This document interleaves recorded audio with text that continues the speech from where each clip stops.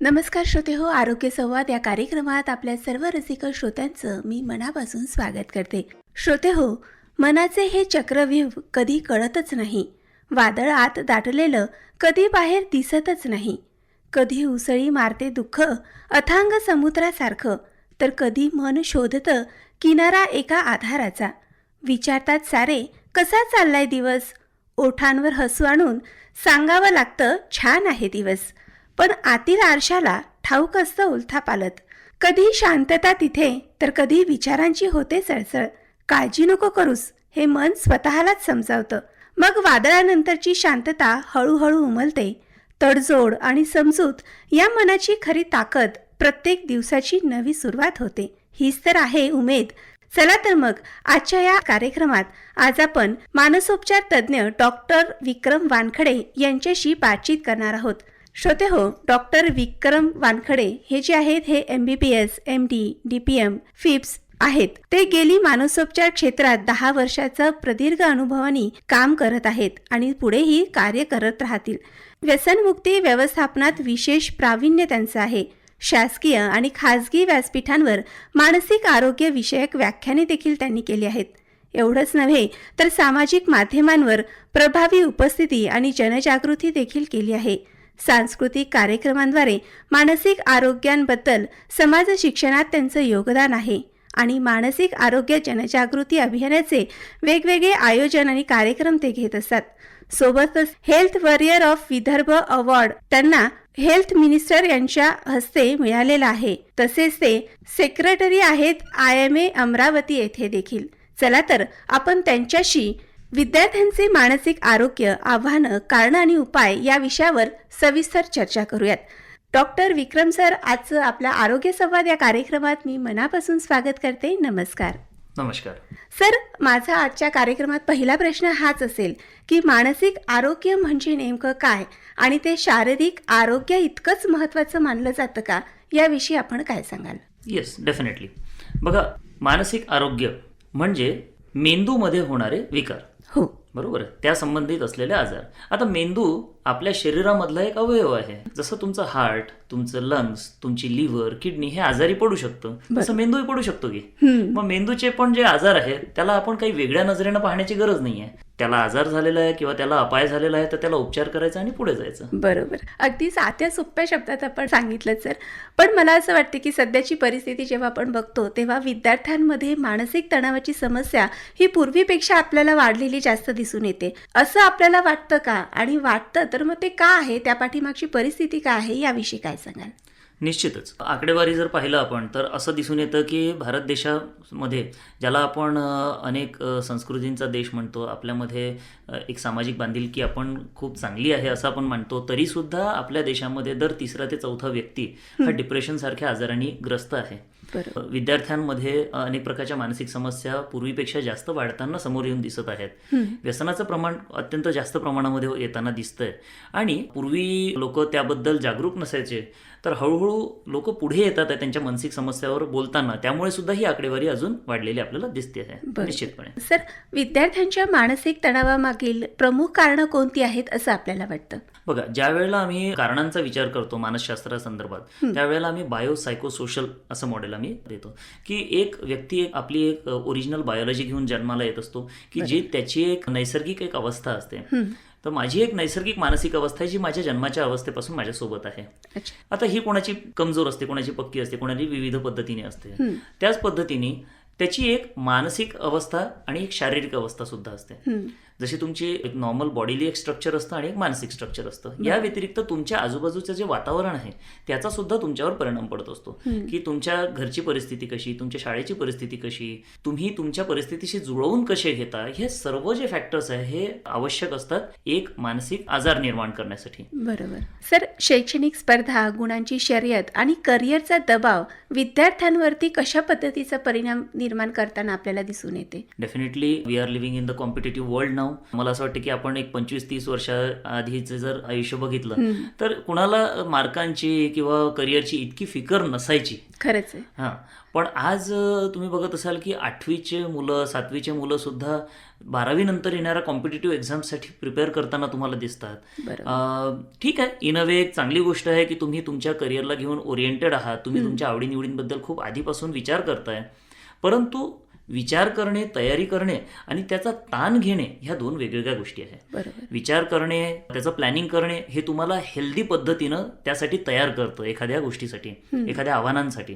परंतु नुसतं ताण घेतला तर उलट तुम्ही त्या गोष्टीमध्ये पुढे जाऊ शकणार नाही आणि तुमचा ऱ्हास त्या ठिकाणी होतो आणि मानसिक तणाव हा तुमच्या आरोग्यासाठी निश्चित हानिकारक राहतो. खरंच आहे सर. आता तुम्ही बोलताना सांगितलं की आत्ता 8वीपासूनच आपल्याला 10वी-12वीचा अभ्यास करायला दिसून येतो आहे.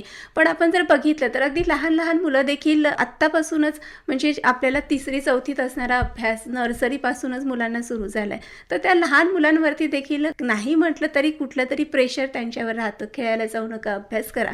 आणि ते जे पूर्वीचं खेळण्याचं जे वातावरण होतं ते आता सध्या हल्ली मुलांना मिळत नाही आहे. मोबाईल झालं, सोशल मीडिया झालं, डिजिटल जीवनशैली झाली, याचा देखील विद्यार्थ्यांच्या मानसिकतेवरती, आरोग्यावरती परिणाम होताना आपल्याला दिसून येतो. तर तो कितपत होतो याविषयी आपण काय सांगाल? खूप जास्त. बघा, तुम्हाला एक माहिती आहे की हे जे माध्यम आहे, समाज माध्यम आपण ज्याला म्हणू, हे खूप प्रभावी एक अवजार आहे असं म्हणू. पण त्यातल्या त्यात मी त्याला म्हणतो की ही दुधारी तलवार आहे. तुम्ही जर म्हणाल तर movies, social media, print and electronic media यामधून माणसाच्या मानसिकतेवर पडणारा प्रभाव हा खूप चांगलाही असू शकतो किंवा हा त्याला लयाला सुद्धा नेऊ शकतो. आपण नेमकं काय उचलतो त्यातलं हे फार महत्वाचं आहे. दुसरी गोष्ट, स्क्रीन टाइम हा इन जनरल सर्वांचाच वाढलेला आहे. असं नाहीये की फक्त विद्यार्थ्यांचाच वाढलेला आहे. परंतु मोठ्या माणसं जे आहेत आपण त्याला काही ना काही कारणांच्या मागे लपवतो. नाही, माझं कामच आहे, मला ईमेल्स चेक करावे लागतात, मला माझ्या रिपोर्ट चेक करावे लागतात अँड ऑल. किंवा वयस्कर व्यक्ती जे आता रिटायर्ड झालेले आहेत ते म्हणतात, अरे यार आम्हाला आता बोलायला कोणी नसतं त्यामुळे आम्ही मोबाईल बघतो. परंतु ऑफकोर्स याचं ॲडिक्शनचं प्रमाण तसंही वाढलेलं आहे. पण मला एक सांगा की 12वीच्या आधी मुलांना मोबाईलचं किंवा लॅपटॉपचं खरोखर तेवढं काम असतं का? नाही. मग जर आपण मुलांच्या हातात मोबाईल लागू देतोय तर ती परत घेण्याची जबाबदारी पण आपली आहे. त्यांनी त्यावर काय करावं ह्याच्यावरचं पॅरेंटल कंट्रोल आपण सुटू देता कामा नये. ठीक आहे ना? आणि अल्टिमेटली काय आहे की पुढचं जग हे तंत्रज्ञानाचंच आहे, राईट? तर तुम्ही मोबाईल हा अवॉइड नाहीच करू शकणार आहे. आज ना उद्या त्यांच्या हातात मोबाईल लागणारच आहे. सो त्याला आपण, ज्याला मी माझ्या भाषेत म्हणेल की डिजिटल लिटरसी आपण शिकवू शकतो. हां, की आपण कुठे जाताना कसं वागलं पाहिजे, कसं बोललं पाहिजे, कसे कपडे घातले पाहिजे, हे जर आपण त्याला शिकवतो तसं मोबाईल किंवा यासारखे उपकरणं कसे वापरायचे हे पण आपल्याला मुलांना शिकवण्याची गरज आहे. अगदी बरोबर. सर, पालकांच्या देखील अपेक्षा आजकाल विद्यार्थ्यांकडून वाढलेल्या आपल्याला दिसतात आणि सामाजिक दबाव यांची देखील भूमिका वेगवेगळ्या पद्धतीने आपल्याला दिसून येते. तर ती किती महत्वाची असते याविषयी काय सांगाल? Look, every child is a special child नाव.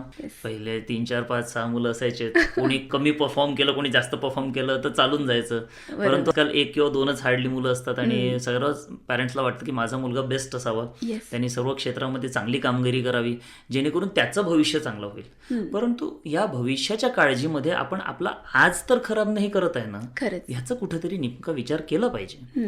आणि शर्मा जी का बेटा पढ़ रहा है इसलिए मेरा भी उसी तरह से पढ़ण्याची अशी काही गरज नाहीये.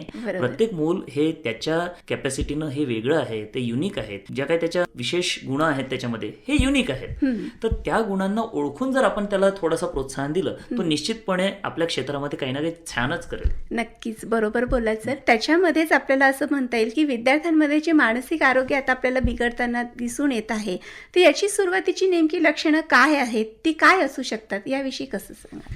बघा, बरेचदा काय होतं की सौम्य लक्षणं सुटून जातात, है ना, ती लवकर पकडता येत नाही, लवकर लक्षात येत नाही. आणि त्यामुळे विद्यार्थ्यांना म्हणा किंवा कोणालाही मानसिक समस्या जर असतील तर ते डॉक्टर्सकडे पोहोचेपर्यंत बराच वेळ निघून गेलेला असतो. त्यामध्ये तो आजार कदाचित क्लिष्ट होतो, कधी कधी कॉम्प्लिकेशन्स होतात. तर त्यामुळे जर आपण लक्ष दिलं की काही सटल सायन्स पकडण्याचा प्रयत्न केला तर कदाचित आपण यांना मदत लवकर करू शकतो. फॉर एक्झाम्पल, की जर पूर्वी चांगला हसत खेळत रेग्युलर आपल्या आयुष्यामध्ये दंग असलेला तुमचा मुलगा, तुमचा विद्यार्थी, तुमचा पाल्य जर आजकाल जास्त गुमसुम राहतोय, जास्त चिडचिड करतोय, त्याच्या झोपण्याच्या जेवणाच्या वेळेमध्ये आणि पॅटर्नमध्ये बदल झालेला आहे, त्याच्या विचार करण्याच्या किंवा त्याच्या अभ्यासाच्या पॅटर्नमध्ये, त्याच्या कॉन्सन्ट्रेशनमध्ये फार फरक पडतोय, तो पूर्वीसारखा लोकांमध्ये रमत नाहीये किंवा कॉलेजमधून आणि शाळांमधून त्याचं परफॉर्मन्स कुठेतरी हॅम्पर होत चाललेलं तुमच्या लक्षात येत आहे, तर मला असं वाटतं याच्यावर एकदा विचार केला पाहिजे. गरज वाटली जर तुम्हाला असं वाटलं की हे लक्षणं काहीतरी वेगळे दिसतात आहे वागण्या बोलण्यामधले, तर एकदा मानसोपचार तज्ञांचा सल्ला घेऊन त्याला कन्फर्म करू शकतो आपण. अगदी बरोबर बोलात. कारण सध्याची जी पिढी आपण बघतो ती अक्षरशः एकटं असतात. म्हणजे कुठल्या इव्हेंट्सला जायचं आहे तर आपण चला म्हटलं मुलांना ते येणार नाहीत, मी घरीच बरं आहे असं म्हणून टाळून टाकतात.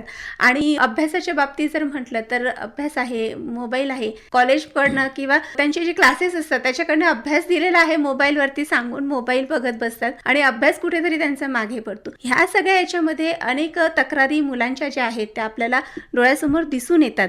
अशा वेळेस पालक आहेत किंवा शिक्षक आहेत यांची मोठी भूमिका याच्यामध्ये आपल्याला दिसून येते. तर शिक्षकांनी किंवा पालकांनी कोणत्या संकेतांकडे विशेष लक्ष द्यायला हवं असं आपल्याला वाटतं? विद्यार्थी हे जास्तीत जास्त वेळ पालकांच्या किंवा शिक्षकांच्या संपर्कात असतात. बरोबर. आणि बरेचदा आजकाल आपण बघतोय की जे कुटुंब पद्धती आहे त्यामुळे आई आणि वडील बरेचदा दोघे वर्किंग असतात. त्याच्यामुळे कधी कधी काही लक्षणं जे पॅरेंट्स पकडू नाही शकले ते टीचर्स पण सांगू शकतात. त्याच्यामुळे टीचर्सचा फीडबॅक हा खूप महत्वाचा आहे. तर जो विद्यार्थी अभ्यासामध्ये आधी चांगला होता तो आजकाल त्या लेव्हलनी परफॉर्म नाही करत आहे का, तर त्यामध्ये काय कारण असू शकतात का, त्याची वारंवार आपल्या ज्या मित्रांसोबत राहत होता वर्गातल्या त्याच्यामध्ये काहीतरी खटके उडतायत का, किंवा त्याचे विद्यार्थी मित्र काही कंप्लेंट करतायत का, यासारख्या छोट्या छोट्या गोष्टींकडे मला असं वाटतं दुर्लक्ष न करता त्याला आपण संभावित हे केलं पाहिजे. Not just parents as well as teachers. माझं म्हणणं आहे की जे त्याचे मित्र सुद्धा असतात अगदी बरोबर, त्यांनी पण थोडं लक्ष द्यावं. कारण की कॉलेज कुमारांकडे आजकाल मोबाईल असतोच. मोबाईल आहे म्हटल्यानंतर व्हॉट्सअप, इंस्टाग्राम सारखे मीडिया असणारच, आणि ते आहे म्हटल्यानंतर त्यावर स्टेटस नावाचा हा प्रकार असतो. बरोबर. सो बरेचदा असं आम्हाला आढळलेलं आहे की मुलं जे आहेत हे आपली भावनिक अवस्था त्या स्टेटसच्या स्वरूपात सुद्धा मांडायचा प्रयत्न करतात. सो जर परत परत तुम्हाला दिसते की याच्या स्टेटसवर काहीतरी एक निगेटिव्हिटी दिसते आहे, काहीतरी तो त्रासात आहे असे मेसेजेस दिसतात आहे, तर त्याला इग्नोर करू नये. त्याला पण आपण एखादा अलार्मिंग साईन म्हणून एकदा विचारायला हरकत नाहीये की बाबा तू बरा आहेस की नाही, तुला काही प्रॉब्लेम तर नाही. अगदी बरोबर. आणि असंच छोट्या मोठ्या प्रश्न जर आपण आपल्या मुलांसोबत सतत बोलत राहिलो तर त्यांच्यामधला जो मानसिक ताण आहे हा कुठेतरी कमी होण्याचा प्रयत्न नक्कीच करता येऊ शकतो. श्रोते हो, आपण आरोग्य संवाद या कार्यक्रमात बातचीत करीत आहोत डॉक्टर विक्रम वानखडे सरांशी, जे MBBS, MD, DPM आणि FIPS आहेत. सर, विद्यार्थ्यांनी स्वतःचं मानसिक आरोग्य जे आहे ते चांगलं ठेवण्यासाठी कोणत्या सवयी अंगीकारायला हव्यात असं आपल्याला वाटतं? अगदी साधं आहे बघा, काही मोठं रॉकेट सायन्स नाहीये. वेळेवर जेवणे, वेळेवर झोपणे, त्याहून महत्वाचं म्हणजे वेळेवर उठणे. बरोबर है ना. खरंच हे फार आवश्यक आहे. कारण आजकाल जर आपण बघितलं तर मोबाईल खूप वेळ रात्री बघतात आणि सकाळी लेट उठतात. ही जी वेस्टर्न पद्धती आहे ती सगळीच तशीच्या तशी अंगीकारण्याची गरज नाहीये. जे चांगलं आहे ते घ्या आणि जे आपलं जे चांगलं आहे ते पण टिकवून ठेवा ना, हरकत नाहीये. तुमची बायोलॉजिकल क्लॉक कशाला खराब करताय?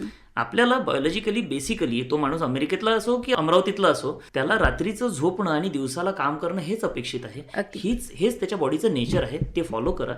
तुमच्या बॉडीला, शरीराला व्यायामाची सुद्धा नितांत गरज आहे. तर एक कमीत कमी 20 मिनिटाचा तरी एक मॉडरेट एक्सरसाइज तुम्ही डेफिनेटली केली पाहिजे. तुमच्या आवडीने करा. योगा करा, प्राणायाम करा, सायकलिंग करा, स्विमिंग करा, डान्सिंग करा, झुंबा करा, व्हॉट एव्हर यू लाईक. तुम्ही एखादा खेळ खेळू शकता ज्याने की तुम्हाला एकाच वेळी एक्सरसाइज पण मिळेल आणि रिक्रिएशन सुद्धा मिळेल. त्यातल्या त्यात तुम्ही सोशलाइज पण करू शकता 4 लोकांशी. सो ह्या गोष्टी फार आवश्यक आहे. स्क्रीन टाइम मी म्हणेल की मर्यादित ठेवणे. जर at all if you want to use your screen, mobile आहे, लॅपटॉप आहे, याचा वापर जर करायचा आहे तर त्याचा वापर करा, त्याचा दुरुपयोग करू नका, है ना. हे फार महत्वाचं आहे.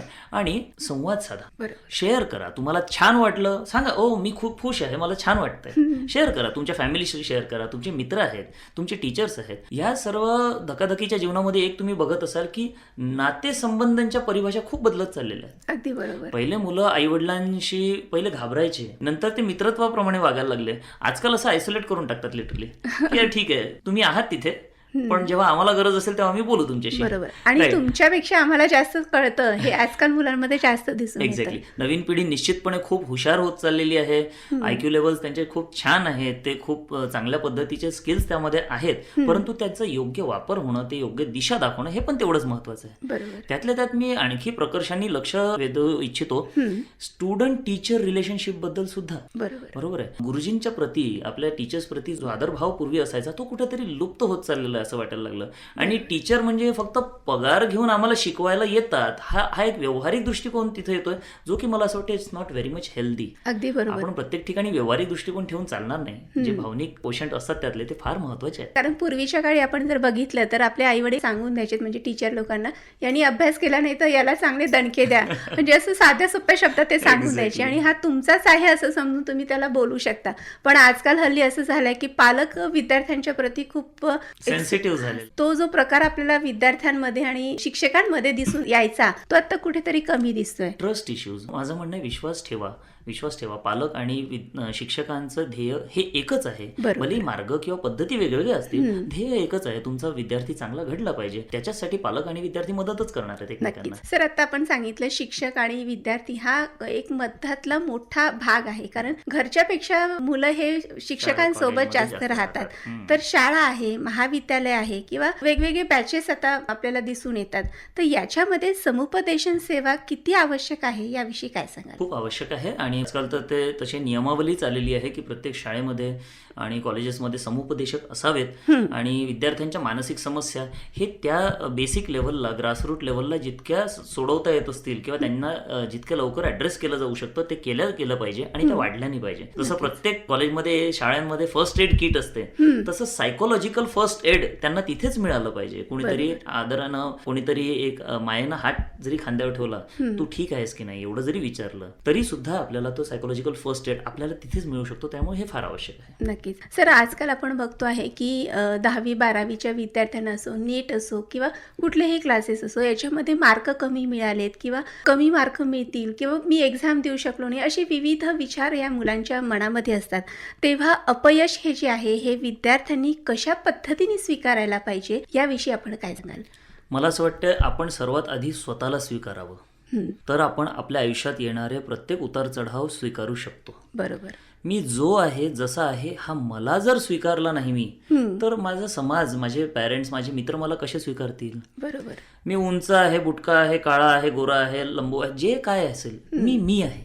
आणि मी एक ह्युमन बिईंग म्हणून माझ्या काही पॉझिटिव्ह गोष्टी आहेत आणि माझ्या काही निगेटिव्ह गोष्टी आहेत, माझ्या काही स्ट्रॉंग पॉईंट्स आहेत, तर माझ्या काही मर्यादा सुद्धा आहेत. जर हे मी ओळखायला लागलो तर माझ्या आयुष्यात येणारं यश हे माझ्या डोक्यात जाणार नाही आणि अपयश हे मला खचवणार नाही. अगदी बरोबर. खरंच आहे, कारण प्रत्येकामध्ये काही ना काहीतरी चांगलं असतं आणि काही ना काहीतरी वाईट असतं. तर ते वाईटाकडे दुर्लक्ष करून जे चांगलं आहे त्याच्यावर फोकस केलं तर नक्कीच आपण आयुष्यामध्ये सक्सेस होऊ शकतो. म्हणजे माझ्या मित्रांनी गिटार वाजवली म्हणजे मला आलंच पाहिजे असं काही नाही. So there should not be a competition. आणि जे काय स्पर्धा करायची आहे तर ती हेल्दी पद्धतीने जर असली तर मोटिवेशन मिळेल. अनहेल्दी कॉम्पिटिशन ही तुम्हाला मागेच खेचणार. बरोबर. श्रोते हो, आपण बातचीत करीत आहोत मानसोपचार तज्ञ डॉक्टर विक्रम वानखडे सरांशी. सर, विद्यार्थ्यांना समाजात मानसिक आरोग्याशी संबंधित कोणकोणते गैरसमज अजूनही आहेत असं आपल्याला वाटतं? सायकेट्रिस्टकडे फक्त पागल लोक जातात, हा सगळ्यात मोठा गैरसमज. सायकेट्रिस्टकडे गेल्यावर ते झोपेची औषधं येतात, हा दुसरा मोठा गैरसमज.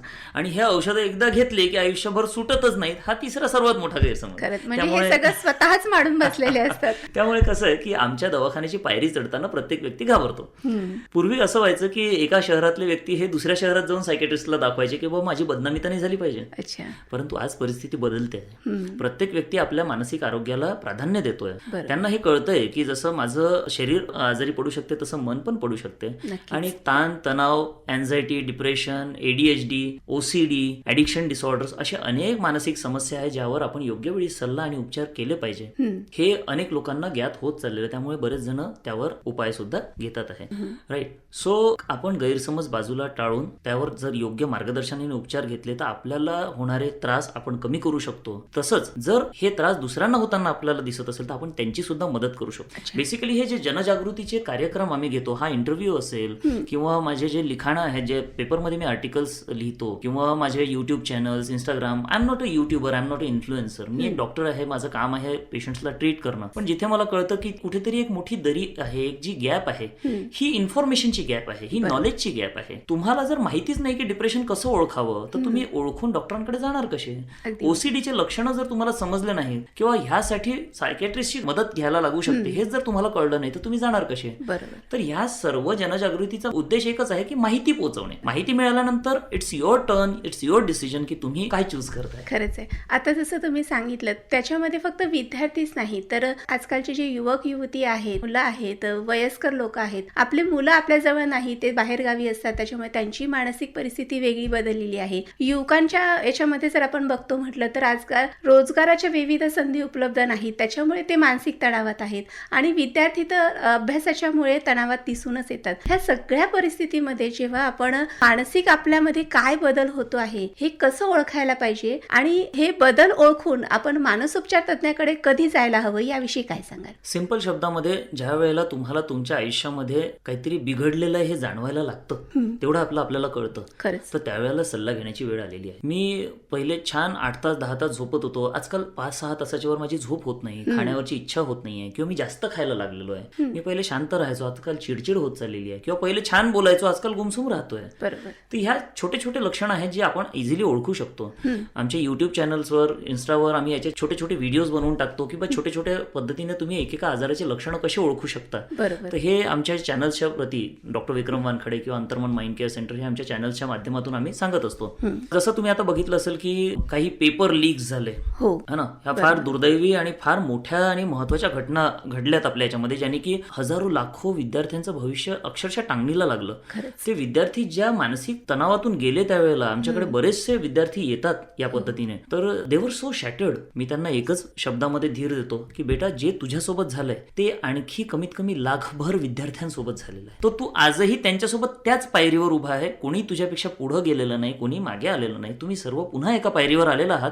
फक्त असं समजा की देवानी पुन्हा एक संधी दिलेली आहे तुम्हाला, पुन्हा एकदा प्रूव्ह करण्याची स्वतःला. अगदी बरोबर. काही वाचायचं राहून गेलं असेल तर पुन्हा वाचून अभ्यास देऊन एक्झाम देऊन टाक. अगदी बरोबर. म्हणजे आयुष्यामध्ये काहीतरी जे सुटून गेलेलं आहे ते पुन्हा रिकव्हर करण्याची एक संधी आपल्याला दिलेली आहे, याचा विचार करून पुढे जायला हवं. कारण की कसं आहे की ज्या गोष्टी तुमच्या हातातच नाही, बरोबर आहे, त्या गोष्टी तुम्ही बदलू शकत नाही. त्यासाठी जर तुम्ही विचार करत बसाल तर ताण वाढत राहणार. खरंच. ही सिस्टीम परीक्षा घेण्याची किंवा एक्झाम लीक होण्याची वगैरे ही तुमच्या हातात नव्हती. बरोबर. त्यामुळे तो दोषही तुमच्यावर नाहीये, तो फायदाही तुम्हाला नाहीये. So you do your job and definitely तुम्हाला तो पे करेल. नक्कीच. श्रोते हो, आपल्याला जर असं मानसिक उपचार घेण्यासाठी किंवा सरांशी संपर्क साधण्यासाठी त्यांचा मोबाईल नंबर आहे 9653613524. पुन्हा एकदा तपासून घ्या, 9653613524. तसेच त्यांचं अंतर्मन हॉस्पिटल, पहिला माळा, रोहनकर हॉस्पिटल, विवेकानंद कॉलनी, रुक्मिणीनगर, अमरावती येथे देखील जाऊन आपण त्यांच्याशी संपर्क साधू शकता. सर, आज जे मानसिक तणावाचा सामना ज्या करणारे विद्यार्थी आहेत, या सर्व विद्यार्थ्यांना आपण काय संदेश द्याल? तुम्ही खूप स्पेशल आहात आणि तुमच्या पुढे खूप मोठं आयुष्य पडलेलं आहे आणि ते खूप सुंदर आहे. आणि जेवढं मला समजतं प्रोबॅबली एकच आयुष्य मिळालेलं आहे आपल्याला. अगदी बरोबर. So live it to the fullest. It doesn't matter, हे मॅटरच नाही करत की तुम्ही ही अमकी डिग्री घेतली का, तमक्या पदावर गेलेत का, इतकाच पगार आहे का, इतकं पॅकेज आहे का, इतकी प्रॉपर्टी आहे का. कारण की ह्या गोष्टी तुम्हाला भौतिक सुख देऊ शकतात, मानसिक समाधान नाही. आणि मानसिक समाधानाची किंमत काय असते हे त्या आजारातून गेल्यानंतर, त्या डिस्ट्रेसमधून गेल्यानंतरच कदाचित आपल्याला कळतं. त्यामुळे फार आवश्यक आहे स्वतःला महत्व द्या, आई वडिलांवर नितांत प्रेम आणि आदर करा, शिक्षकांचा आदर करा, छान मित्र जमवा, कारण की मित्रांसारखं दुसरं धन आपल्या जवळ नाहीये. डेफिनेटली करा, चांगले मित्र करा. एखादा मित्र वेगळ्या वाटेला लागला असेल तर त्याला पुन्हा ओढून चांगल्या वाटेला लावण्याची पण जबाबदारी आपली आहे, ती पण घ्या. आणि डेफिनेटली स्वतःची खूप छान काळजी घ्या. नक्कीच. सर, जसं तुम्ही जे विद्यार्थी आहेत यांना सल्ला दिलात, तसंच पालक आणि शिक्षक हे देखील खूप महत्त्वाचे आहेत. यांची देखील मानसिकता कुठेतरी बदलणं गरजेचं आहे. तर त्यांना देखील थोडक्यात महत्त्वाचा सल्ला आपण काय द्याल? त्यांना माझं एकच सांगणं आहे की तुमचा पाल्य, तुमचा विद्यार्थी हा ऑब्जेक्ट नाही आहे, he is a human being. So त्यामध्ये नेहमी फायदा नुकसान किंवा रिझल्टच्या बेसिसवरच त्यांना जज करण्याची काही गरज नाही आहे. त्यांना स्पेस द्या, त्यांना एक असं वातावरण द्या की ते मोकळेपणानं तुमच्याकडे येऊन बोलू शकले पाहिजे. ही जबाबदारी आपली आहे. आणि जर ते काही सांगण्याचा प्रयत्न करत असतील तर जाऊ दे ना, तुला काय कळतं, आता नको, नंतर बोलू, हे शब्द केल्यापेक्षा एक थोडं वेळ थांबून थोडं पॉज घेऊन जरा काय म्हणतात ऐकून तर घ्या. अगदी बरोबर. हां, कदाचित मान्य आहे ते आपल्यापेक्षा वयानं अनुभवानं लहान असतील, पण त्यांचं म्हणणं सुद्धा कधी कधी फार महत्वाचं असतं किंवा त्यांना काहीतरी असं शेअर करायचं असतं जे की ते दुसरीकडे नाही शेअर करू शकत. आता आणखी एक मोठी दुःखद घटना आपल्या देशामध्ये घडलेली आहे ज्याबद्दल आपण ऐकतोय सगळं. कदाचित पॅरेंट्सकडे ह्या सगळ्या गोष्टी बोलता आल्या असत्या तर कदाचित ही दुःखद घटना घडली सुद्धा नसती, असंही झालं असतं. अगदी बरोबर. सो जर तुमचे विद्यार्थी, तुमचे पाल्य तुमच्याशी बोलायचा प्रयत्न करतायत तर त्यांचं ऐकून घ्या, त्यांना वेगळ्या वाटेनं जाऊ देऊ नका. खरंच सर, खूप छान असा संदेश आपण दिलात. मला थोडंसं म्हणावंसं वाटेल, मन थकलं तर थोडंसं थांबावं, मन थकलं तर थोडंसं थांबावं, स्वतःशी प्रेमानं बोलावं, हास्यामागची वेदना ओळखावी, मनातली भावना मोकळी करावी. आनंद दुःख हे जीवनाचे रंग, दोन्हींना स्वीकारून सोबत संग. आशेचा दिवा सतत तेवत ठेवूया, संकटावर हसत नेहमी पुढे चालत राहूया. आपुलकीचा हात धरून राहू, एकमेकांना आधार देत जगत राहू. निरोगी मन, निरोगी विचार, यातूनच घडतो सुंदर संसार. मग जपा, मनाला समजून घ्या, स्वतःवर नेहमी विश्वास ठेवा. मानसिक आरोग्य हीच खरी शान, यातूनच फुलते सुखी जीवनाची ओळख महान. असा अनमोल संदेश आम्हाला करून दिलात, त्याबद्दल अमरावती आकाशवाणी परिवारातर्फे मी आपली खूप खूप आभारी आहे. धन्यवाद. धन्यवाद.